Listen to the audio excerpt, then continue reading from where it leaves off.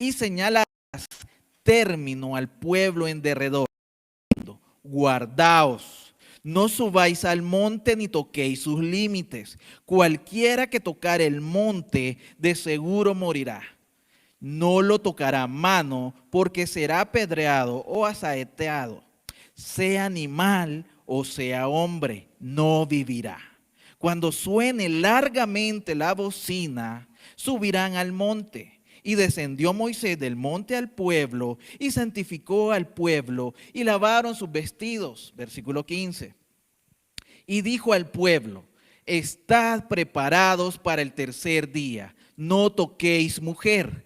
Aconteció que al tercer día, cuando vino la mañana, vinieron truenos y relámpagos y espesa nube sobre el monte y sonido de bocina muy fuerte. Y se estremeció todo el pueblo que estaba en el campamento.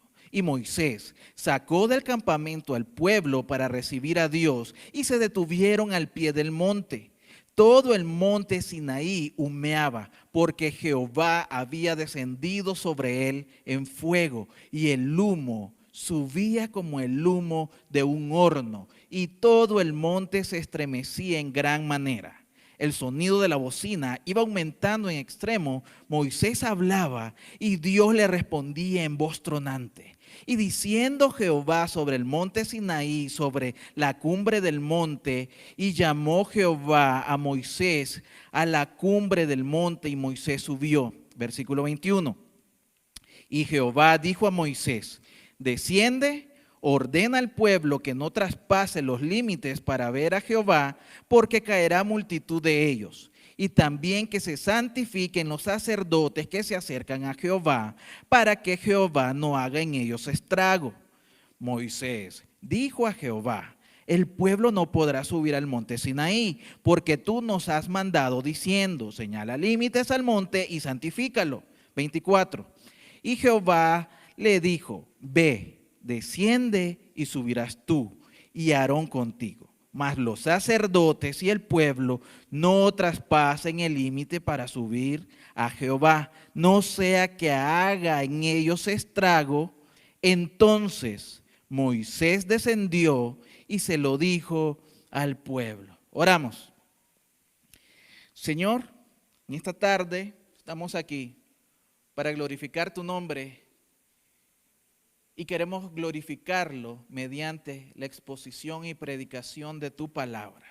Que sea tu Espíritu Santo, Señor, el único que nos guíe a través de este pasaje para que nos puedas revelar y mostrar el mensaje que has preparado de antemano para que lo recibamos en nuestro corazón. No solamente, Señor, para que se quede atesorado en nuestro conocimiento y en nuestra memoria, como un pensamiento, sino algo que podamos llevar a la práctica. Confróntanos, danos esperanza, danos gozo, danos, Señor, esa confianza que en ti nosotros estamos seguros. Padre, que sea el Espíritu Santo que ayude al predicador en esta tarde para solamente mencionar las partes que traen gloria a tu palabra y que omitas, Señor, aquello que puede entorpecer el caminar de tu pueblo. En el nombre de Jesús, amén. Pueden tomar asiento, mis amados hermanos.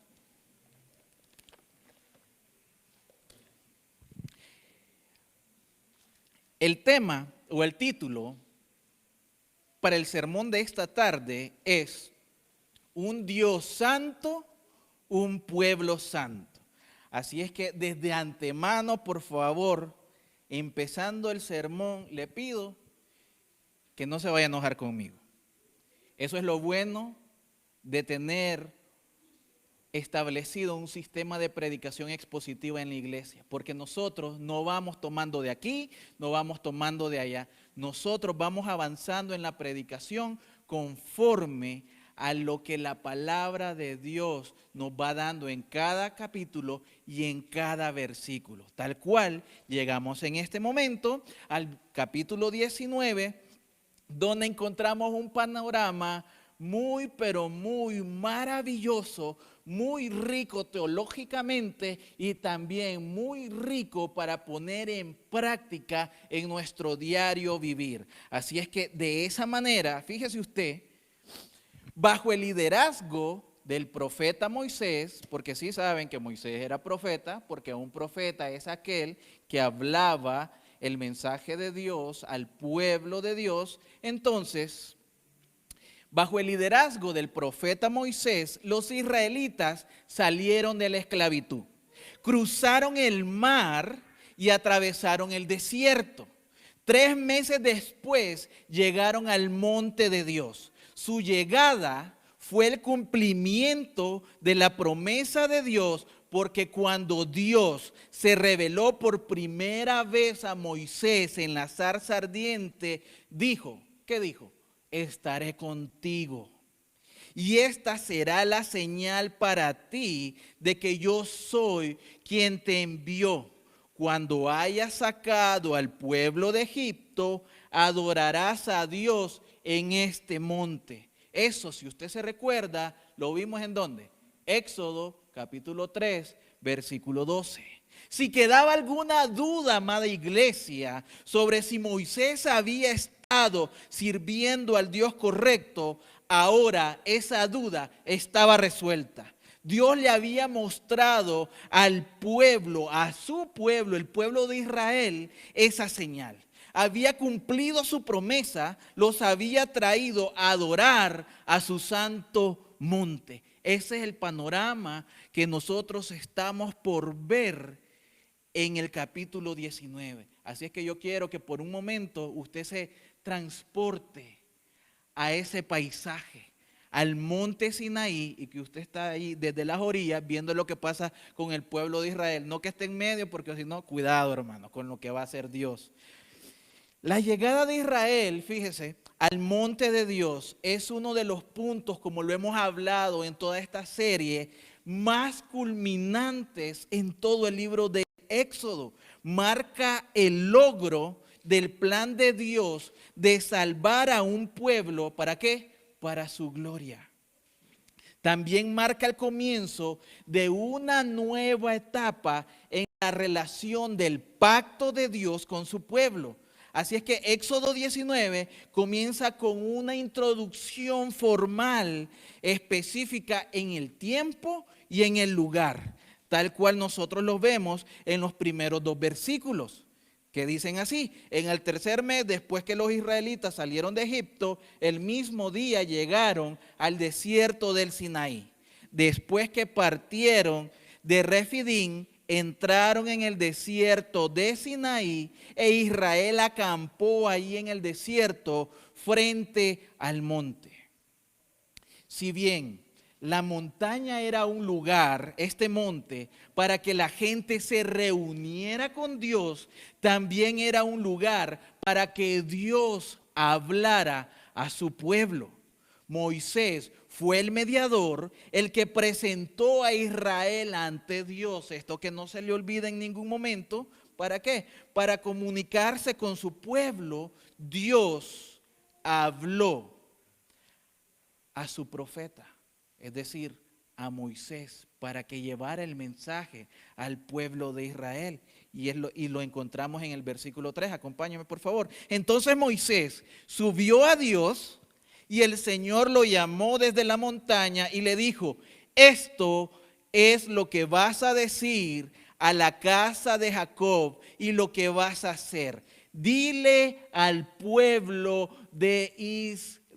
Usted se fija, Dios lo está utilizando. Dios se dirigió a su pueblo usando sus títulos apropiados, porque estaba estableciendo los términos de su relación. Esa relación entre el Dios que los había libertado con un pueblo ahora que ha sido rescatado. Esos eran los términos que se estaban estableciendo en ese momento.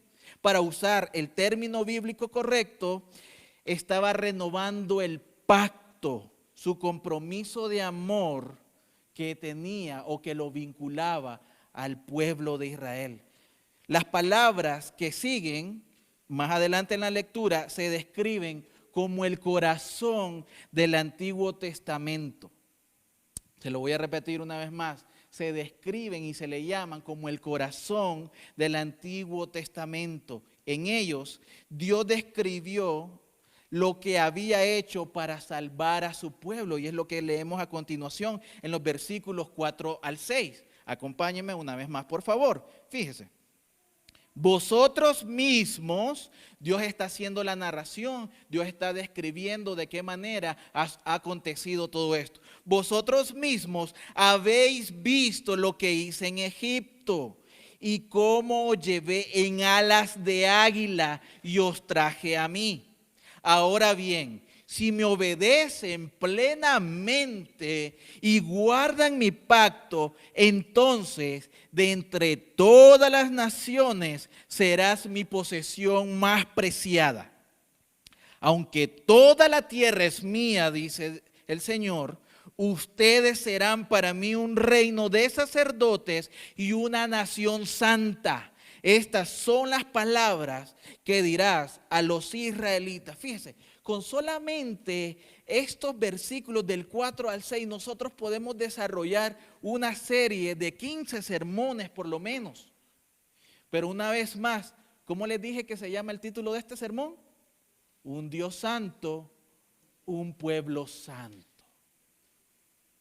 Un Dios santo, un pueblo santo. En cada versículo que nosotros vayamos desarrollando y a medida vayamos avanzando en este sermón, tenga presente eso. Un Dios santo, un pueblo santo. En este discurso que usted está viendo acá, porque este es un discurso de Dios que abarcó el pasado, el presente y el futuro, Dios le recordó a Israel lo que había hecho para librarlos.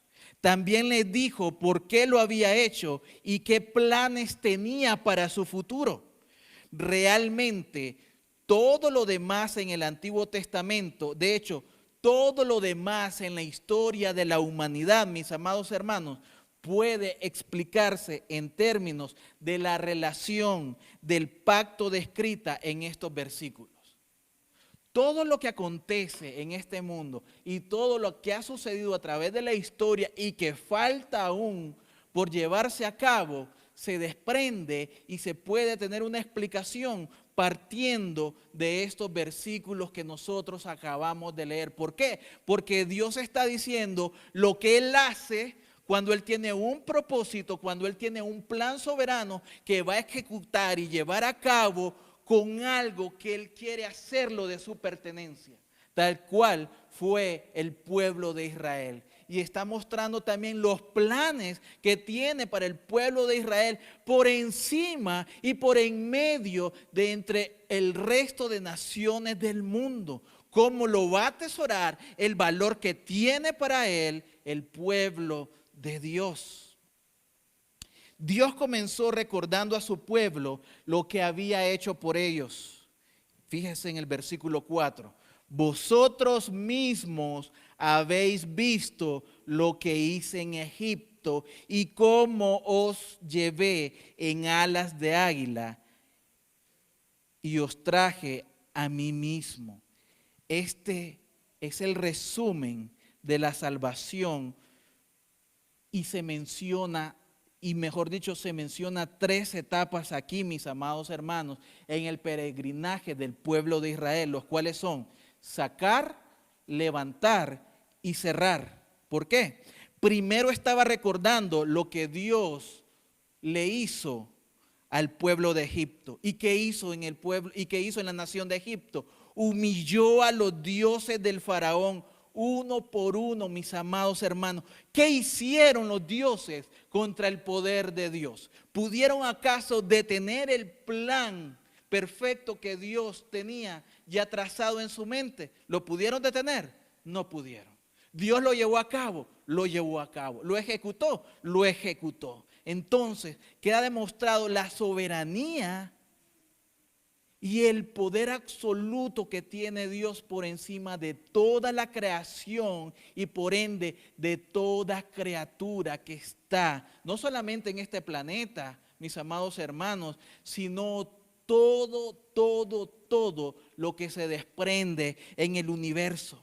¿Qué sucedió con cada uno de estos dioses? Los atacó con 10 plagas terribles que nosotros vimos hace un par de semanas. Luego ahogó al ejército del faraón por completo en el mar. De esta manera sacó al pueblo de su esclavitud y luego Dios levantó a su pueblo, como lo acabamos de leer, ¿con qué? Con alas de águila. Las alas de águila, mis amados hermanos, también representan el cuidado protector y tierno de Dios. Fíjese, en Deuteronomio capítulo 32, versículos del 9 al 11, Moisés canta del amor de Dios por el pueblo de Dios. En esa canción de amor está claro que Dios está hablando de la forma que cuidó a Israel en el desierto. Se los leo, versículos 9 al 11, Deuteronomio capítulo 32, para los que anotan. Porque la porción del Señor es su pueblo, Jacob su herencia asignada. En una tierra desértica lo encontró, en un yermo y aullante lo protegió y lo cuidó. Lo protegió como a la niña de sus ojos, como un águila que revuelve su nido y se cierne sobre sus crías, que extiende sus alas para atraparlos y los lleva sobre sus piñones.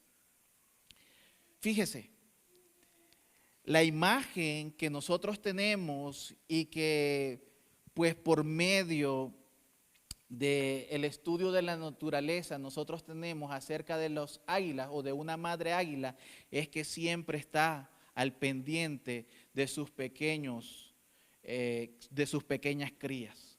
Cuando están en el nido, ella los está cuidando y preparando para el día que ellos van a volar. Ella revuelve el nido esperando que ellos puedan también abrir sus alas y de una manera alzar el vuelo. Pero si aún alguno de ellos llegara a tener alguna dificultad, ella está ahí para poderlos agarrar y tomar y hacerlos volar. Y de esa manera protegerlos del peligro. Esto es precisamente lo que Dios hizo por su pueblo en el desierto. Habían sido liberados de la esclavitud, pero eran vulnerables al hambre y al ataque de sus enemigos. Así que Dios los levantó con sus poderosas alas, proporcionándoles ¿qué? Comida, agua y la victoria en la batalla. Es lo que acabamos de ver en estos domingos. Tenían hambre, les dio que comer.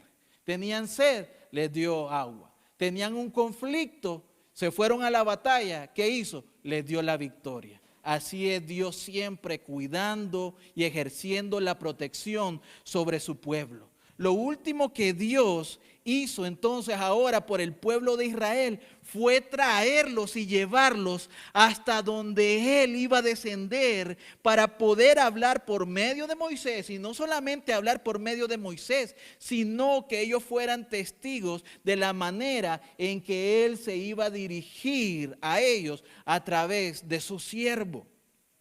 El éxodo no se trataba solo de sacar a Israel de la nación de Egipto. Se trataba de acercar a Israel hasta Dios. Esto siempre es cierto en la salvación. La salvación, mis amados hermanos, nunca es un fin en ella misma. Es decir, soy salvo, no me voy a ir al infierno, qué bien, ¿verdad? No, no se trata de eso, sino que la salvación tiene un fin. El fin es que nosotros podamos acercarnos cada día a Dios, que nosotros podamos magnificar lo grande que es su nombre. Y ahora por yo ser salvo, por haber recibido algo que no merecía, en muestra de gratitud, yo quiero honrar al Dios de mi salvación. Yo quiero buscarle temprano en la mañana. Yo quiero adorarle con mi vida. Yo quiero presentarme de una manera santa. Por eso es que un Dios santo requiere y demanda un pueblo santo. Y no a la fuerza, no por imposición, sino que cuando el pueblo llega a reconocer la santidad del Dios y todo lo que ha hecho para que ahora pueda acercarse a ese Dios santo, entonces el pueblo también empieza a buscar, desear, anhelar esa santidad. ¿Estamos todos ahí, iglesia? Fíjese muy bien entonces. Vosotros, le dice, recordemos esto en el versículo 4, vosotros mismos habéis visto lo que hice. ¿Qué ha visto hacer a Dios? ¿Qué ha visto usted hacer a Dios en su vida? Todo cristiano ha visto a Dios hacer esencialmente las mismas cosas que hizo en los días de Moisés. Todo cristiano. Mis amados hermanos, nos rescató y nos sacó del pecado, ¿sí o no? Después de habernos sacado, rescatado del pecado, entonces nosotros hemos tenido un mejor entendimiento de la ley, de la voluntad de Dios, ¿sí o no? Cuando hemos estado en este caminar en el desierto, cuando hemos estado en medio de la necesidad, nos ha alimentado, nos ha protegido hasta el día de hoy. Entonces, lo mismo que hizo con el pueblo de Israel en los días de Moisés es lo mismo que está haciendo con sus hijos, con su pueblo en la actualidad. El mismo Dios no cambia, el mismo cuidado, la misma protección, el mismo amor incondicional. Bendito sea el Señor. Fíjese, ahora dice en el versículo 5, si me obedecen plenamente y guardan mi pacto. Estas palabras son pero muy especiales porque esta es la primera vez que la Biblia usa esta expresión así de exacta y literal. El pacto fue la inquebrantable promesa de amor de Dios por su pueblo. Hizo su pacto ¿con quién? Con Abraham, prometiendo darle una tierra y un pueblo que bendeciría al mundo entero a través de él. Confirmó su pacto a través de Isaac y Jacob. Y luego, para cumplir su promesa que nosotros hemos visto en Éxodo capítulo 2, versículo 24, en Éxodo capítulo 6 también, versículos 4 y 5, para que recuerde, sacó a su pueblo de Egipto. Éxodo es la historia de Dios recordando su pacto. Hasta este punto, lo que el pacto requería principalmente, amada iglesia, del pueblo de Dios era fe. Fe en la promesa que Dios había hecho a su pueblo. Pero ahora, si nosotros seguimos leyendo esos versículos, nosotros encontramos, vuelva conmigo al 5 y dice, ahora pues, si diereis oído a mi voz y guardareis mi pacto, vosotros seréis mi especial tesoro. Dice, si guardareis mi pacto. Usted sabe que un problema del pueblo de Israel es que Dios le daba las indicaciones y el pueblo de Israel, ¿qué hacía? Las cumplía exactamente al pie de la palabra, ¿verdad que no? Le decía el Señor, te vas a ir por la derecha. Ellos, ¿qué hacían? Agarraban la izquierda. No vas a comer esto, como que les decía, llénate, sacíate. El Señor les daba las indicaciones para hacer algo, Israel hacía lo contrario. ¿No se les hace parecido a alguien en el día de hoy? No sé ustedes, pero a mí sí. Ese era el problema del pueblo de Israel, que ellos no podían cumplir plenamente ese pacto.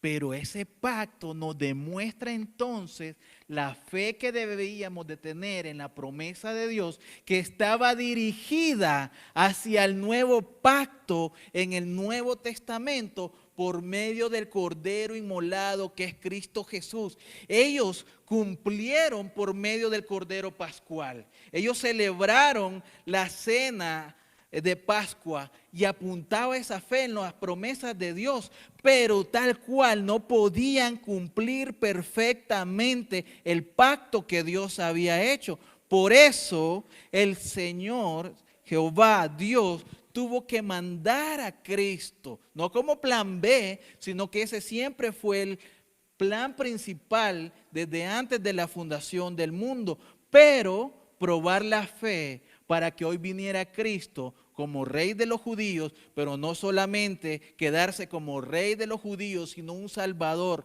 a todo el mundo de los escogidos que Dios le diera, para poder entonces, por medio de la vida santa que Cristo vivió, nosotros poder encontrar plenitud de justicia, la que Dios demandaba, lo mismo que está demandando con el pueblo de Israel. Él demandaba una plenitud de ese cumplimiento. No lo pudo hacer el pueblo de Israel, no lo podemos hacer nosotros, pero hay alguien que sí pudo, y ese fue Cristo Jesús. Por medio de Él, nosotros somos aceptos a Dios. Por medio de Él, nosotros nos encontramos sin falla alguna ante la presencia de Dios, mis amados hermanos. Y es algo que debemos de tener siempre presente. Ahora, fíjese de qué manera lo describe Hebreos capítulo 9, versículo 15. Dice, el mediador de un nuevo pacto, ahora que ha muerto en rescate, para liberarlos de los pecados cometidos bajo el primer pacto. Se está refiriendo al pueblo de Israel y al primer pacto que hubo. ¿Qué tuvo que hacer? El mediador de un nuevo pacto, el nuevo pacto y perfecto de una vez y para siempre, ahora que ha muerto en rescate, para liberarlos de los pecados cometidos bajo el primer pacto. Cristo tuvo que morir para hacer efectiva esa justicia en el Antiguo Testamento, tanto como en el Nuevo Testamento. Ahora, hay algo más interesante ahí. En los versículos 5 y 6, no solamente se queda en que debe de haber una plenitud en cuanto a guardar el pacto de Dios, sino que después, acompáñenme, y dice, entonces, de entre todas las naciones, ustedes serán mi posesión más preciada, aunque toda la tierra es mía, seréis para mí un reino de sacerdotes y una nación santa. Dios ya les había dicho a los israelitas quién era Él.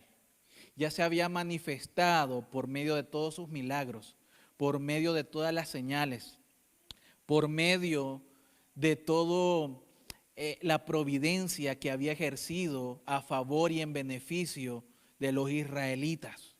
Ahora les estaba diciendo entonces quiénes eran.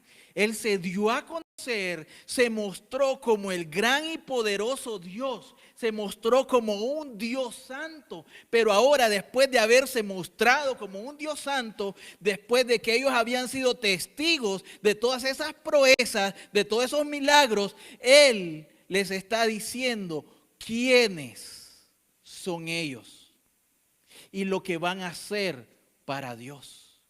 Por eso volvemos al título del sermón, un Dios santo, un pueblo santo.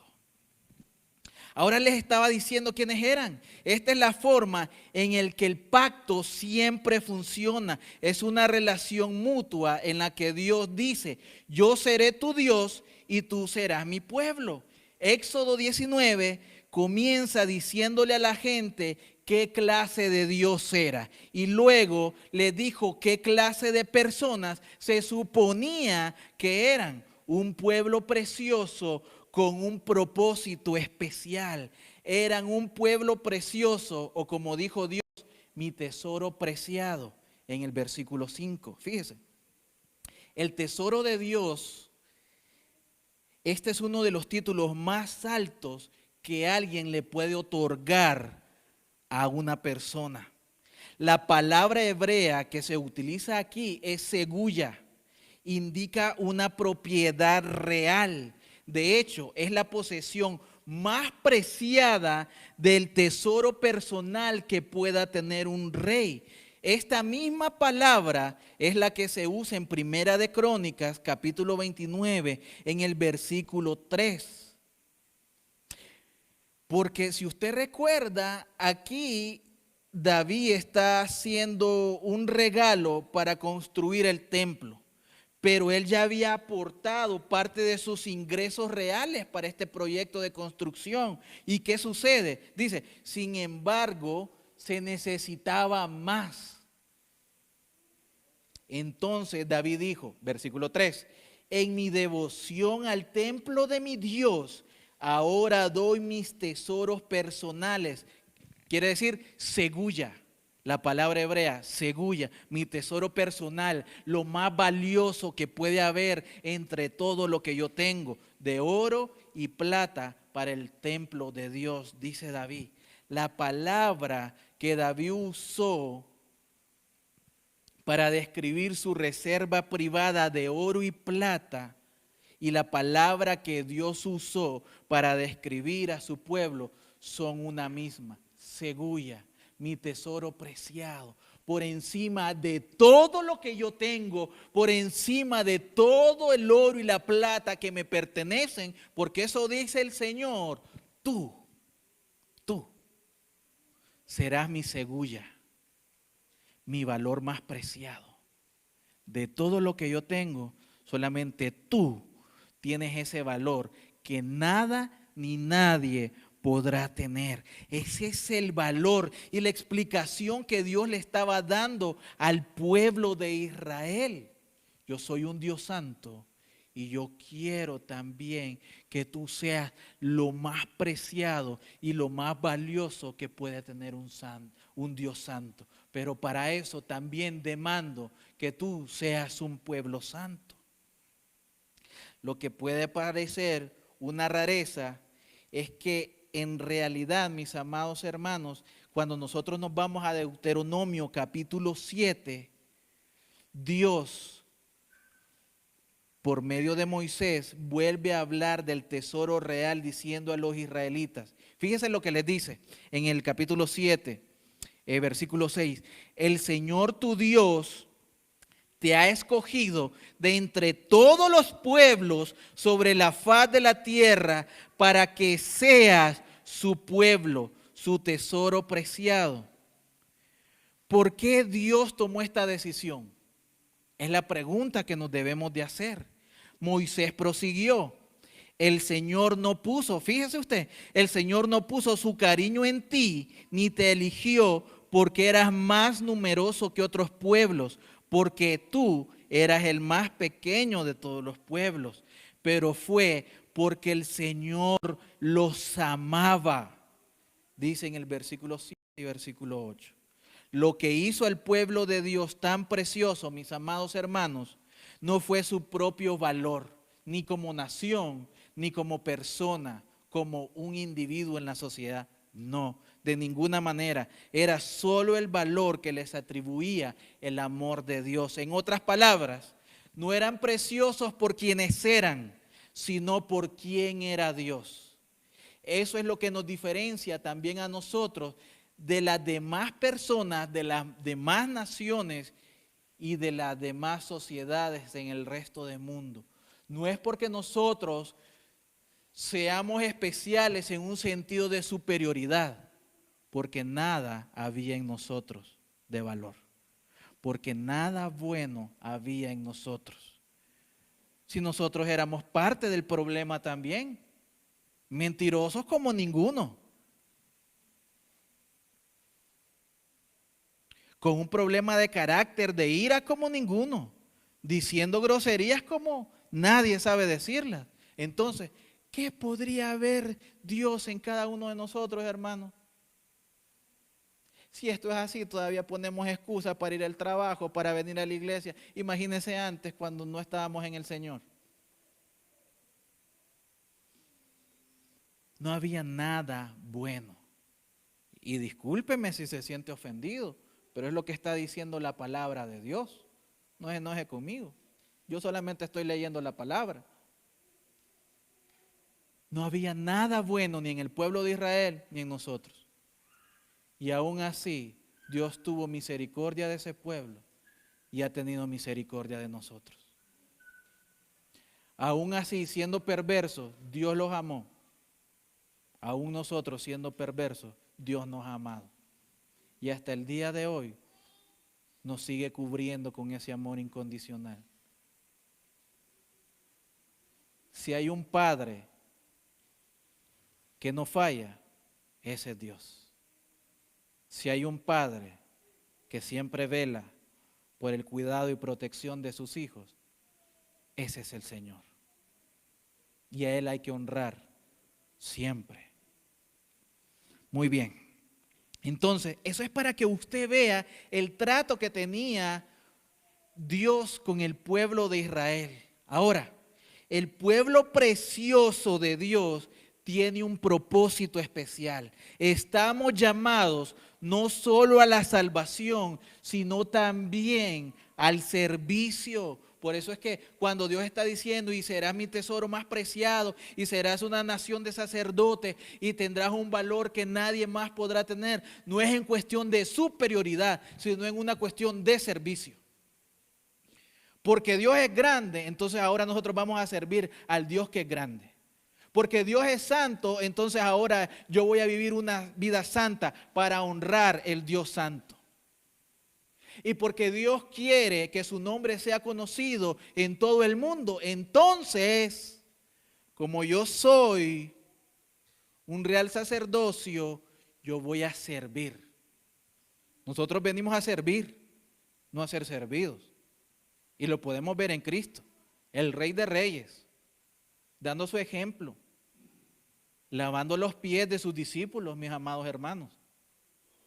Y no crea que esos pies, cuando Jesús los estaba lavando, eran como los suyos ahora, que se echa cremita, humectante, que se echa un spray ahí para que los callos anden cómodos en el zapato. No, esos pies andaban unas mazamorras tremendas. Y así los estaba lavando el Señor. ¿Y nosotros? ¿Quiénes somos? ¿Quiénes somos para no querer predicar el evangelio a nuestra familia?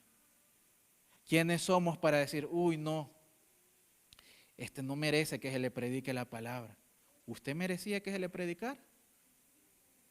Ni usted ni yo merecíamos, pero Dios tuvo misericordia de nosotros.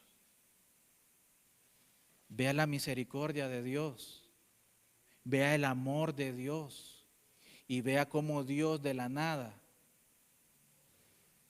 crea, restaura y levanta. Ahí debemos estar nosotros y ahí debe estar nuestro compromiso.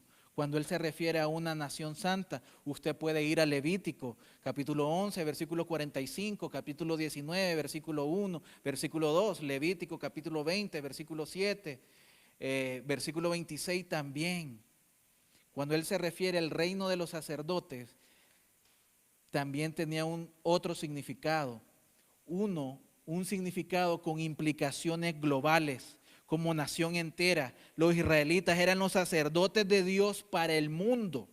Este significado, la nueva versión internacional lo describe y lo enfatiza como el lugar exclusivo de Israel en el plan de Dios. Específicamente, en el versículo 5, lo dice así la nueva versión internacional: de todas las naciones serás mi posesión más preciada, aunque toda la tierra es mía, tú serás para mí. Vuelvo a hacer hincapié una vez más en esta idea. El dueño de todo, a pesar de que todo es mío, le pertenece, hermano. Que está y que habita en cada 200 países en el mundo, le pertenece a Dios, porque en una forma básica todos hemos sido hechos a su imagen y a su semejanza. Pero Él está diciendo, aunque la tierra es mía, tú serás para mí.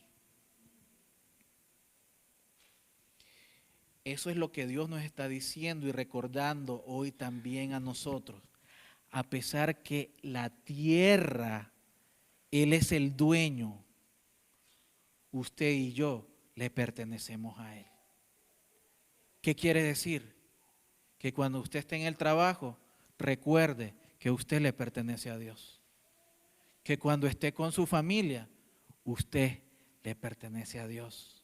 Que cuando esté con los amiguitos o los amigotes que lo están sonsacando a que vaya a esto, a que tome lo otro, a que se ponga a escuchar ahí al recodo y todas esas cosas, usted recuerde, yo me debo a Dios. Por encima de todo el mundo, el Señor no tenía necesidad, pero me ha dicho que yo soy de Él. Entonces, si mi dueño es un Dios santo, ¿cómo debo de vivir yo? Como un pueblo santo, a cada instante, a cada momento. Eso es lo que Dios está describiendo aquí. Se dio a conocer como un Dios santo. Les está explicando entonces ahora las demandas de un Dios santo. No por amor, no por imposición, vuelvo y repito, sino en amor, en agradecimiento de todo lo que ha hecho, en ese caso, en el capítulo 19, por el pueblo de Israel y en la actualidad, todo lo que ha hecho por nosotros. ¿Qué hora es? ¿Pastor? Entonces, falta una hora, dijimos 3:30, ¿verdad? Bueno, sigamos avanzando.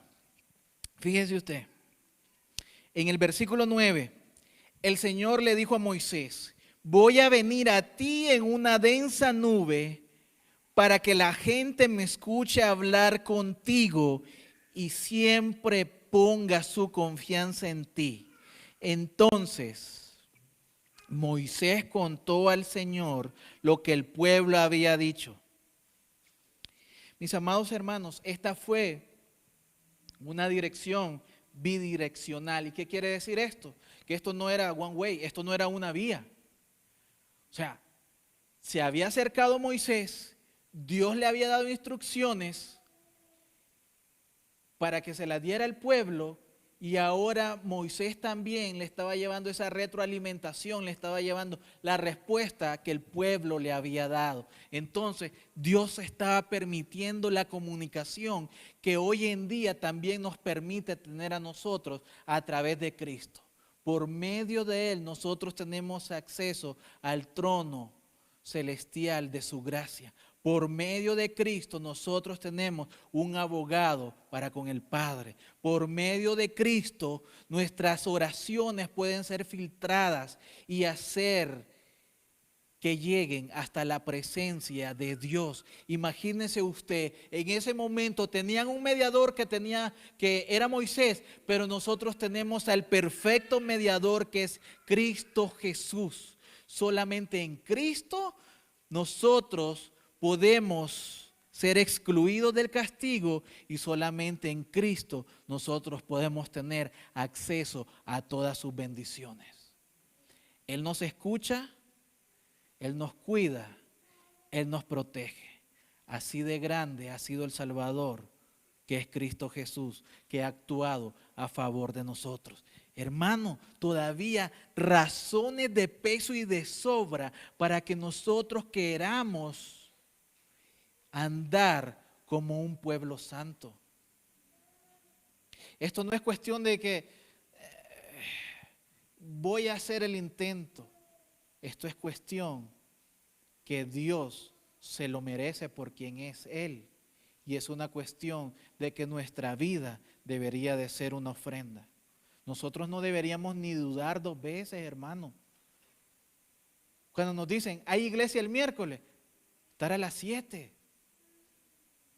no a las 7:30.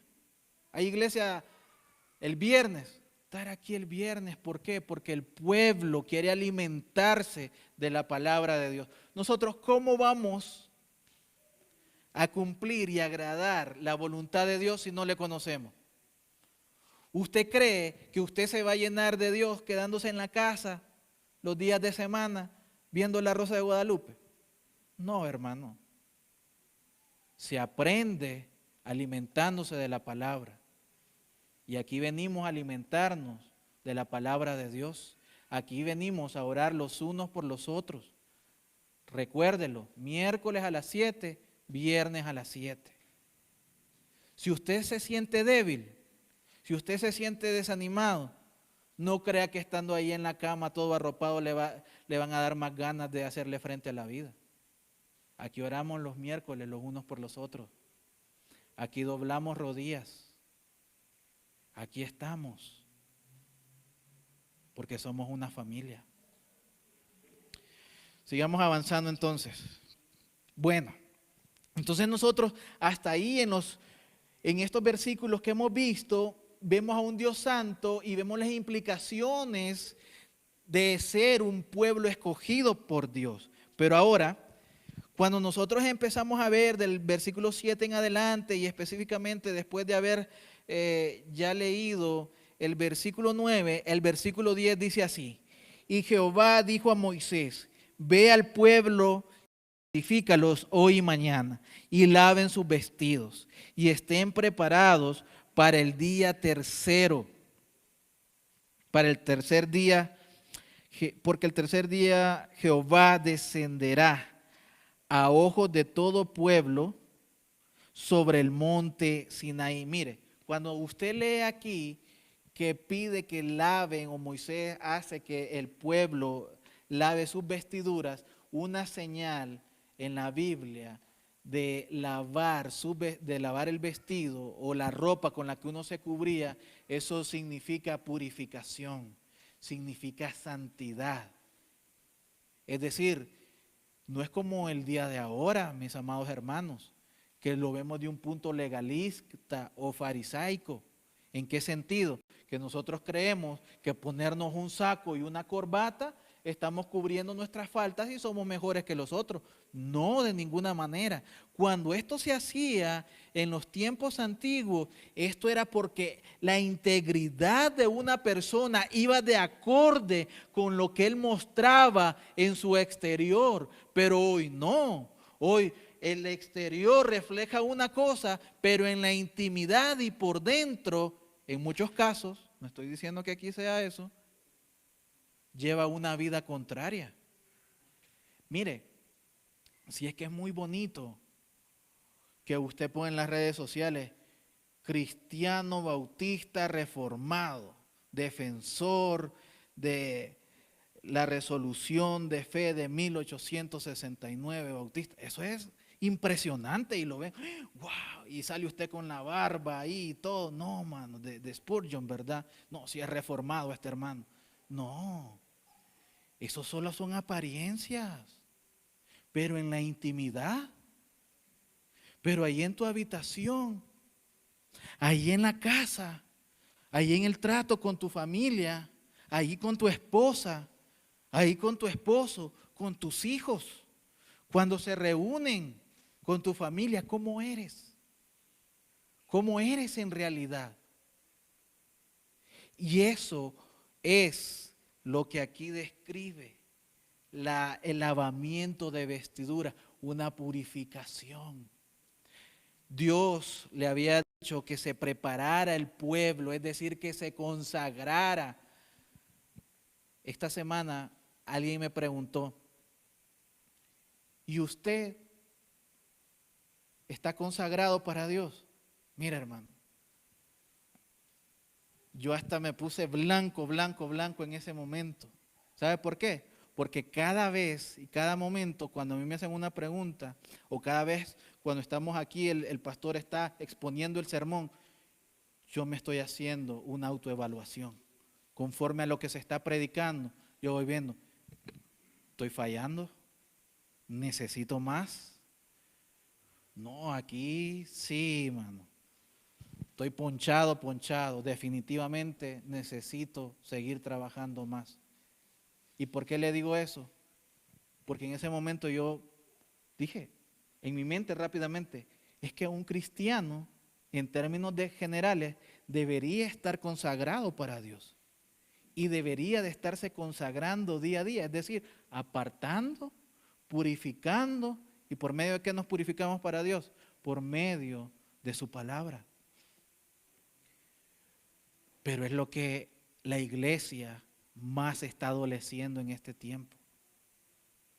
¿Cuánto tiempo pasas en tus redes sociales? ¿Cuánto tiempo tú le dedicas a la televisión? ¿Cuánto tiempo tú le dedicas a otras actividades? ¿Y cuánto tiempo tú le dedicas a la palabra de Dios? Mis amados hermanos, los miércoles aquí estamos aprendiendo el Nuevo Testamento. Y parte de los datos importantes es el tiempo de lectura que toma una carta o un evangelio.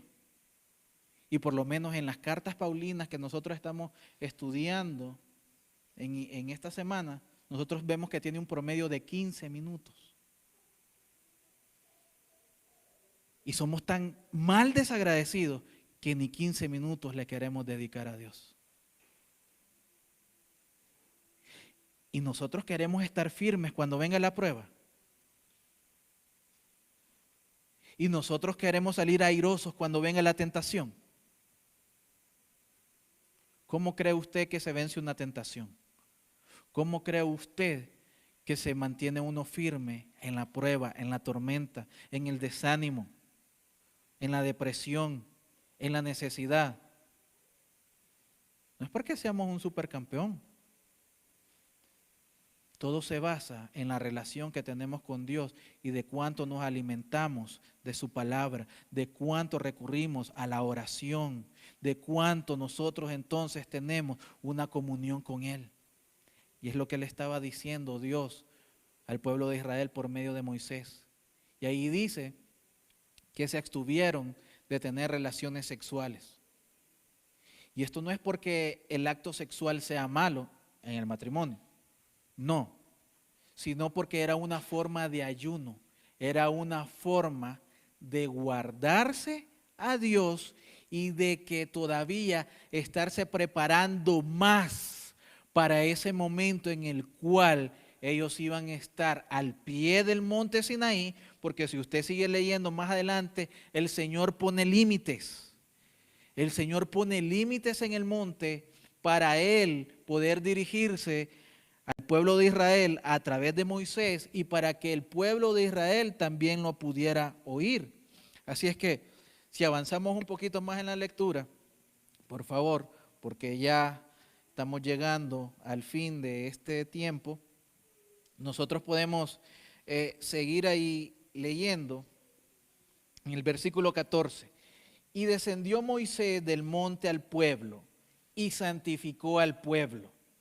Y lavaron sus vestidos y dijo al pueblo: estad preparados para el tercer día, no toquéis mujer, lo que acabamos de hablar. Aconteció que al tercer día, cuando vino la mañana, vinieron truenos y relámpagos y espesa nube sobre el monte y sonido de bocina muy fuerte, y se estremeció todo el pueblo que estaba en el campamento. Y Moisés sacó del campamento al pueblo para recibir a Dios y se detuvieron al pie del monte. Mire qué interesante en el versículo 18 la descripción que nos da de la presencia de Dios. Todo el monte Sinaí humeaba porque Jehová había descendido sobre él en fuego, y el humo subía como el humo de un horno, y todo el monte se estremecía en gran manera. El sonido de la bocina iba aumentando en extremo. Moisés hablaba y Dios le respondía con voz tronante. Y descendió Jehová sobre el monte Sinaí, sobre la cumbre del monte, y llamó Jehová a Moisés a la cumbre del monte, y Moisés subió. Mire, esto es muy importante, y aquí podemos ver lo siguiente. Cada uno de los fenómenos naturales reveló un aspecto diferente del carácter de Dios. El trueno y el terremoto fueron signos de su poder. La nube oscura era un signo de su misterio, mostrando que hay aspectos de su ser que no podemos penetrar ni podemos saber aún. El fuego era un signo de la santidad de Dios. su pureza brillante y ardiente. El fuego también atrae y repele. Nos atrae su calidez y su belleza, pero al mismo tiempo nos aleja del peligro de que nos quememos. Así también nos atrae la belleza de la santidad de Dios, pero al mismo tiempo nos repele su poder para destruirnos. La trompeta significaba su soberanía, porque una trompeta señala la venida de un rey. Cuando Dios descendió sobre el monte Sinaí, se le dio una fanfarria real para representar su majestad real. Juntos, estos signos espectaculares, mi amada iglesia, mostraban la gloria de Dios, la suma total de sus atributos divinos. Debe haber sido una vista asombrosa. Todos esos personas que estuvieron ahí fueron testigos de todos estos acontecimientos, sin duda alguna quedaron pero maravillados y al mismo tiempo aterrados, porque esto causó temblor en el pueblo de Israel. Eso es lo que causa la presencia de un Dios santo. Ahora la pregunta es, ¿qué es lo que la presencia de Dios está causando en tu vida? ¿Cuántos años usted tiene de cristiano? Contéstese a usted mismo. ¿Tiene 20, 25, 10, 7, 5, 3, 1, 6 meses? Pero la presencia de Dios en tu vida debería ser que nosotros veamos a Dios como lo vio el pueblo de Israel en este pasaje, con temblor, con solemnidad. Se dieron cuenta que estaban ante un Dios muy inmenso, hermanos, y ante un Dios lleno de gloria, ante un Dios que no se le escapa nada y que ejerce su poder sobre todo.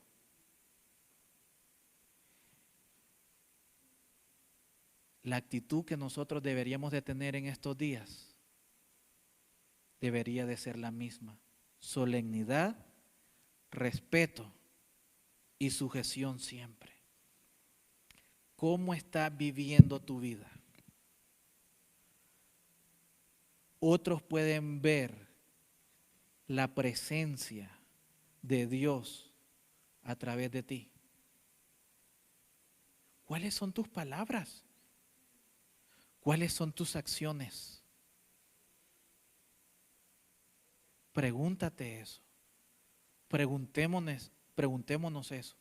¿Dónde estamos? Si usted está actuando mal, pregúntese, ¿por qué estoy actuando mal cuando Dios ha dado todo por mí? Si usted está fallando, si usted anda así cojeando, pregúntese, ¿por qué cojeo? Si debería de estar caminando firme. Y si usted está firme, pues tenga cuidado y sígase sometiendo a Dios, porque nadie está exento de fallar. Por eso es que todos los días debemos evaluarnos. Después nosotros seguimos ahí viendo un panorama en el cual hace un llamado a los sacerdotes. Y algo que le quiero decir, que usted tenga en cuenta con este desarrollo de serie expositiva en el Antiguo Testamento, en este caso en el libro del Éxodo, es que esta es una narración descriptiva de los hechos que acontecieron en ese momento.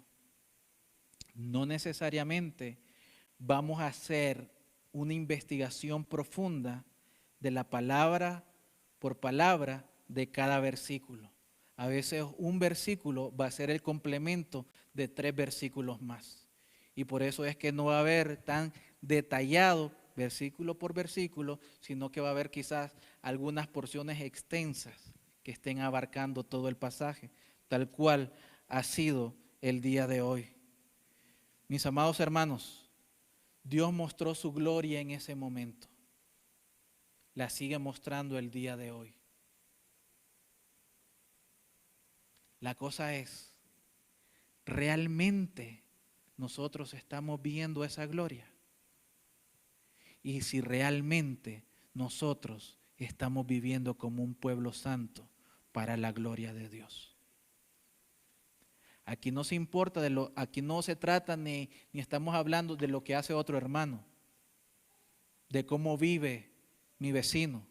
Aquí estamos hablando, y esto se trata de cómo vives tú para Dios, porque Él te compró a un precio de sangre a través de Cristo. En el nuevo pacto, Dios muestra su gloria y su amor a través de la cruz. Al pueblo de Israel se le pidió estar al pie del monte para ver descender la gloria de Dios. A nosotros se nos pide que estemos al pie de la cruz para que podamos ver la gloria de Dios a través de Cristo y todo el amor que Cristo mostró en la cruz a favor de nosotros. Ahí es donde debemos de estar, anclados y a los pies del Maestro, porque sin duda alguna, Él va a obrar a favor de su pueblo, porque es lo más preciado que tiene. Pero es lo más preciado que tiene para que honremos su nombre y vivamos de una manera santa, como Él es un Dios santo. Vamos a orar.